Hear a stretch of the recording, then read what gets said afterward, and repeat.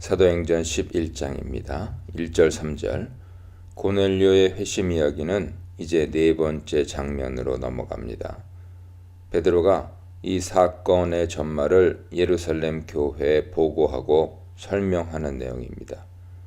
누가의 관점에서 볼 때 이 네 번째 장면이 고넬료의 회심 이야기를 완성해 줍니다. 고넬료 사건이 초대교회에 미친 영향에 대한 내용이 누락된 상태에서 누가는 하나의 온전한 이야기가 될 수 없다고 생각한 듯합니다.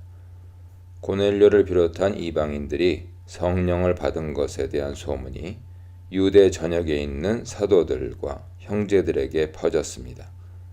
누가는 이 소식이 사도들과 일반 신자인 형제들에게 전해졌다는 것과 예루살렘 교회를 중심으로 그 주변에 흩어져 있는 신자들에게까지 전해졌다는 것을 강조합니다. 왜냐하면 이방인들이 복음을 받아들였다는 소식에 대해 유대 그리스도인들이 보인 반응이 이제 앞으로 전개될 초대교회의 신학 논쟁에서 중요한 역할을 차지하게 될 것이기 때문입니다. 유대 그리스도인들이 들은 소문의 내용을 묘사하는 표현은 매우 독특합니다. 누가는 그들이 들은 소문을 이방인들도 하나님의 말씀을 받았다라는 문장으로 요약합니다. 누가는 바로 앞단락에서 성령이 말씀 듣는 모든 자들에게 내려오셨다. 이방인들에게 성령 부어주심으로 말미암아 놀랐다. 이 사람들이 우리와 같이 성령을 받았다 등등으로 다양하게 이방인들에게 나타난 성령을 묘사한 바 있습니다. 그런데 정작 11장에 들어와 그 사건을 한마디로 요약할 때는 성령을 언급하기보다 단순히 이방인들도 하나님의 말씀을 받았다라고 기록합니다.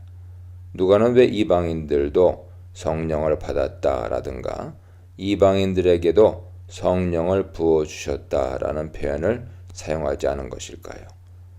이것이 누가가 선택한 표현이라면 우리는 여기서 누가의 어떤 의도를 엿볼 수 있을까요? 우리는 누가의 언어 선택을 통해 고넬료 회심 사건의 외형적인 모습에 집중하기보다는 이 사건의 본질에 초점을 맞추고 있는 누가의 의도를 어렴풋이 짐작해 볼 수 있습니다. 누가는 여기서 좀 더 자극적이며 선정적인 표현을 선택할 수도 있었습니다. 그러나 정작 그는 꽤나 중립적인 표현들을 선택함으로써 이 사건의 본질이 무엇인지를 드러내려 했죠.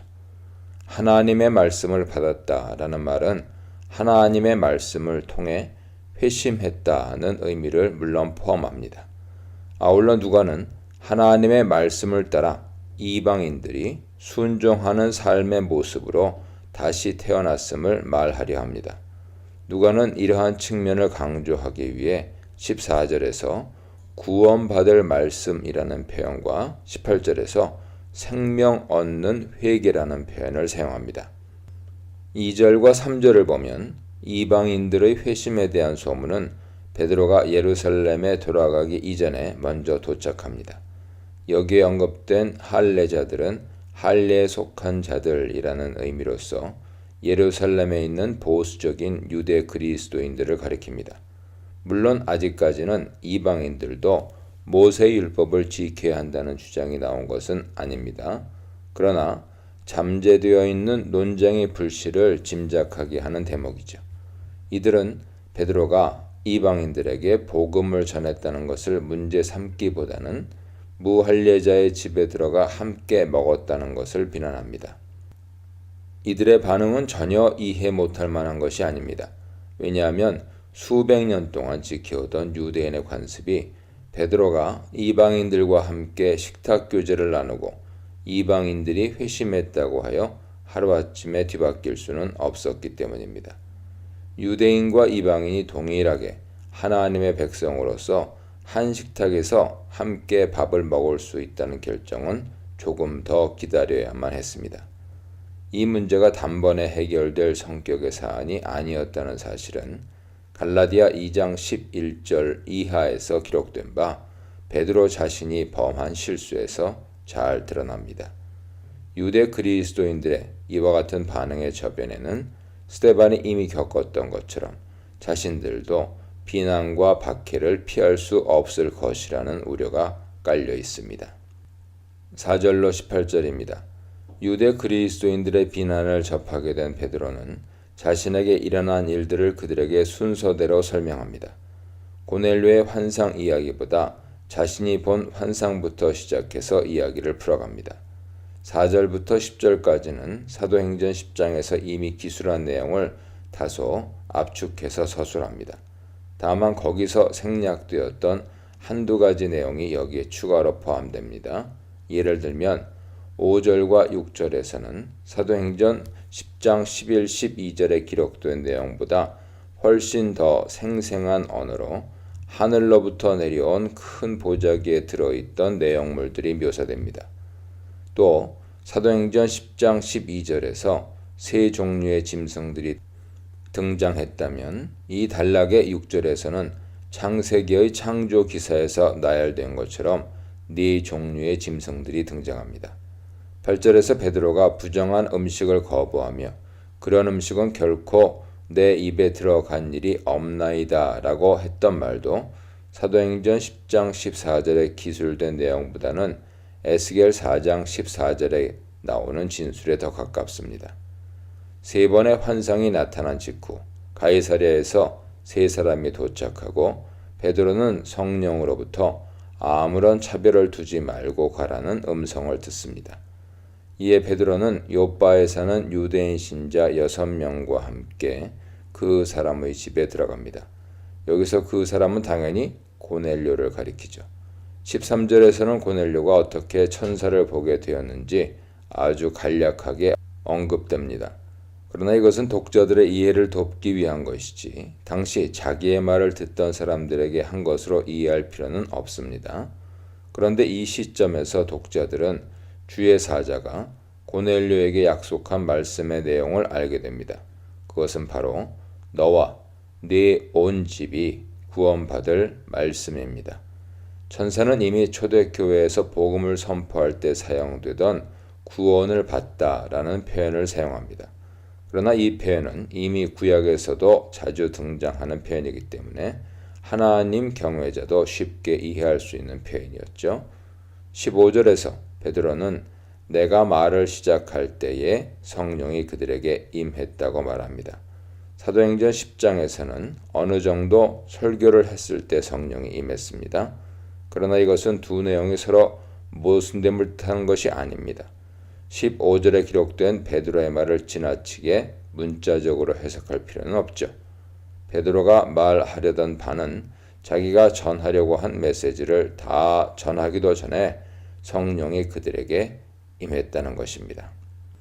그런데 여기서 중요한 점은 이방인들에게 임한 성령이 처음 우리에게 하신 것과 같이 했다는 표현입니다. 여기서 처음은 오순절 다락방 사건을 말합니다.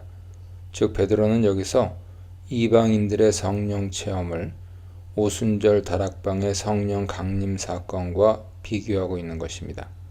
따라서 누가의 서술적 관점에서 볼 때 이 사건은 이방인들을 위한 오순절 성령 강림 사건이라 할 수 있습니다. 이방인이라고 해서 이류 그리스도인은 아니죠. 유대인이나 이방인이나 다 똑같이 하나님의 백성입니다. 베드로는 이 사건이 예수가 사도행전 1장 5절에서 제자들에게 하신 말씀을 생각나게 한다고 말합니다. 여기서 우리는 두 가지 결론을 유추해낼 수 있습니다. 첫째, 이방인들이 성령 받은 사건은 성령 세례이며 이는 그들이 복음을 믿을 때 일어납니다. 왜냐하면 예수가 하신 약속의 성취로 일어난 오순절 성령 강림 사건과 동일한 경험이기 때문이죠. 이방인들이 성령 세례를 받았다면, 다른 말로 하면 하나님 말씀을 받았다면, 혹은 회개하고 주님을 영접했다면 그들도 역시 물세례를 받을 자격이 있습니다. 17절에서 우리가 주 예수를 믿을 때 하는 구문을 우리가 믿은 후에 라고 번역해야 한다는 주장이 있습니다. 헬라어 문법상 가능한 번역이긴 하지만 이 문맥에서는 매우 부자연스럽고 개연성도 매우 낮습니다.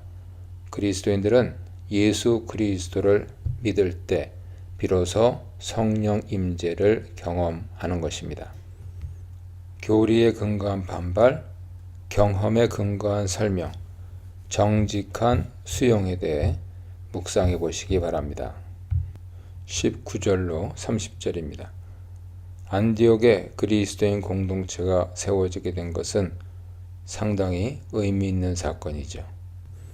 초대교회의 영향력이 지리적으로 확장되어 나갈 뿐만 아니라 이방인 선교에 있어서도 초대교회는 상당히 중요한 역할을 담당하게 됩니다. 이방인 그리스도인들은 신자가 되기 위해 할례를 받거나 율법을 지키지 않았으며 교회 내에서도 수적인 면에서 상당한 비중을 차지했던 것으로 보입니다. 그러나 유대주의와 관련한 율법 문제는 예루살렘 교회에서 온 할례에 속한 자들이 도착하기 전까지는 아직 문제가 되지 않았던 것으로 보입니다.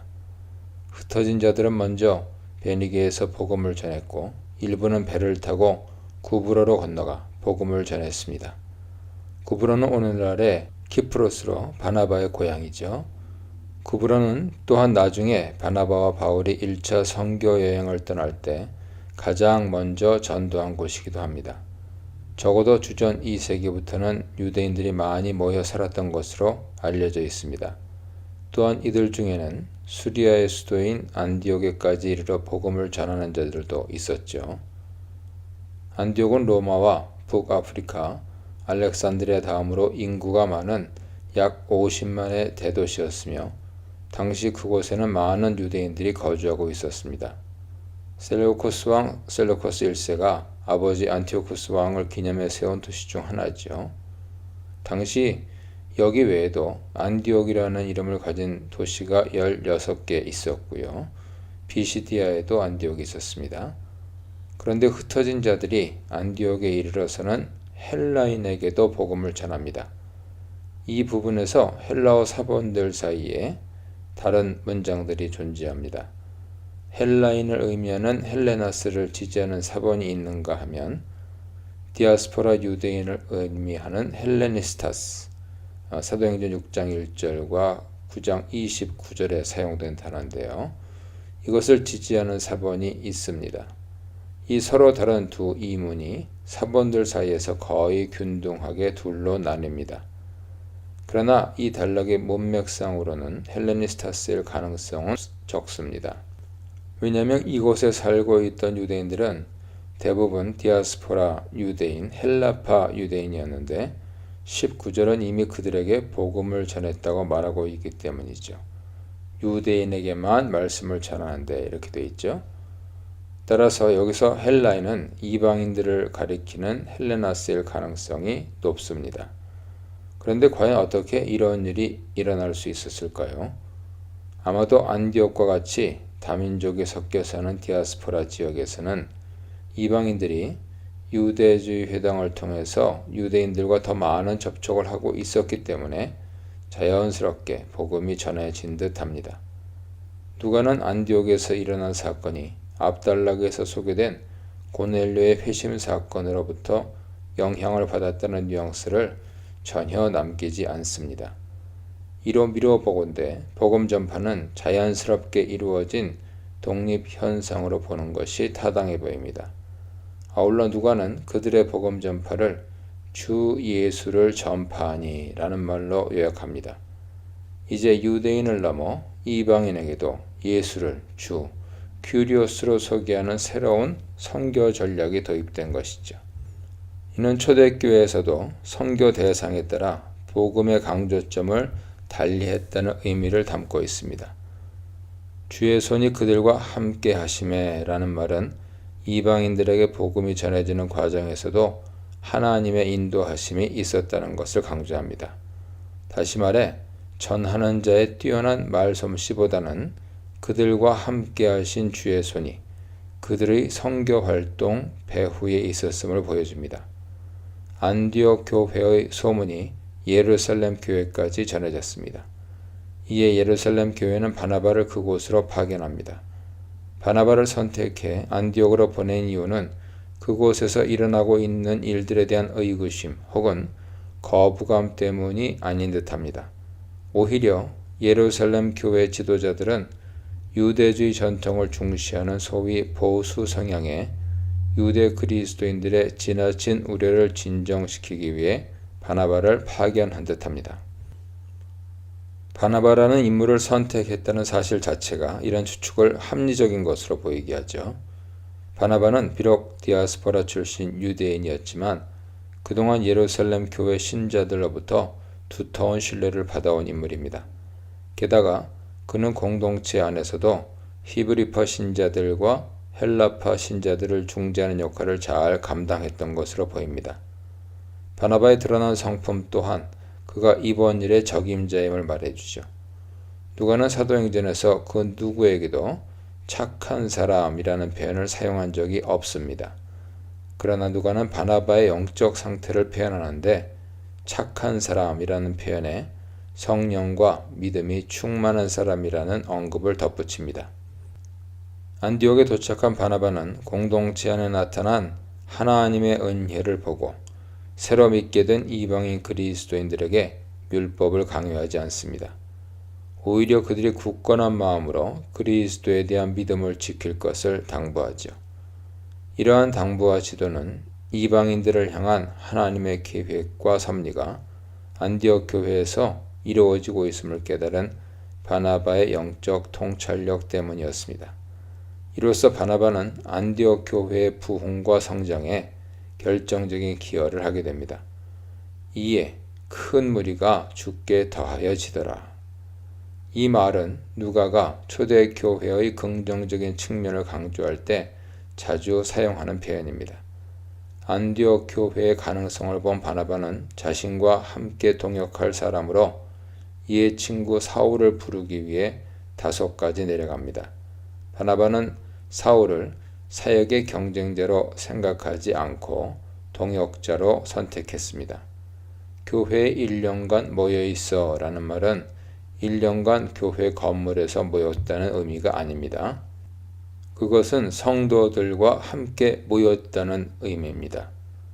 영어로 간략하게 표현하면 They met with the church가 됩니다. 전자는 교회 에클레시아를 장소로 보는 것이고 후자는 교회를 성도들의 모임으로 보는 것이죠. 헬라어 전치사 an은 통상 영어의 in이라는 의미입니다. 하지만 본문에서는 영어의 with라고 이해해야 합니다. 바나바와 사울이 함께한 사역은 가르치는 것이었습니다.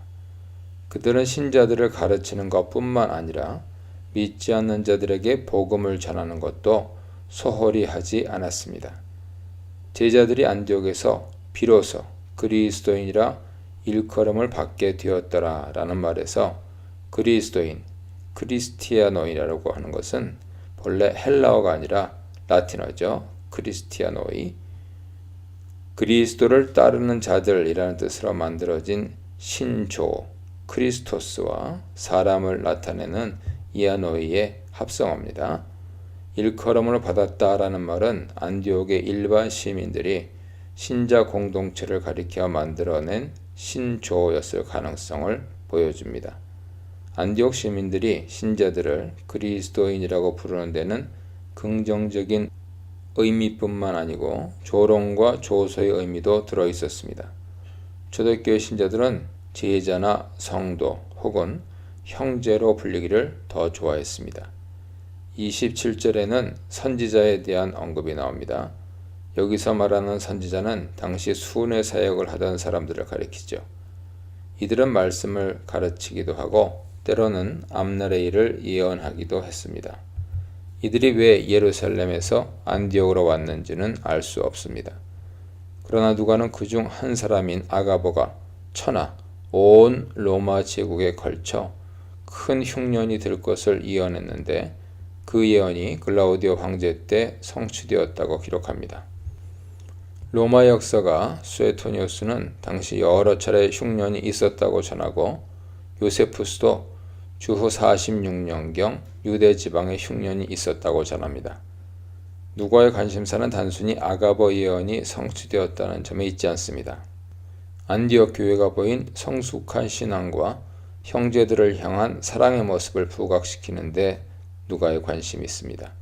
그들이 유대에 사는 형제들에게 구제 헌금을 보내기로 결정했고 그 결정을 실제적으로 행동에 옮겼기 때문입니다. 안디옥 교회의 성숙한 신앙 모습은 이전에 예루살렘 교회가 각 사람의 필요에 따라 물건을 나누었던 모습과 맥을 같이 합니다. 안디옥 교회가 보인 이러한 모습은 오늘날의 교회가 쫓아야 할 모본이죠. 흩어진 증인, 확산되는 복음, 성장하는 교회, 파송되는 지도자, 성숙한 동역, 열매 맺는 교회에 대해 묵상해 보시기 바랍니다.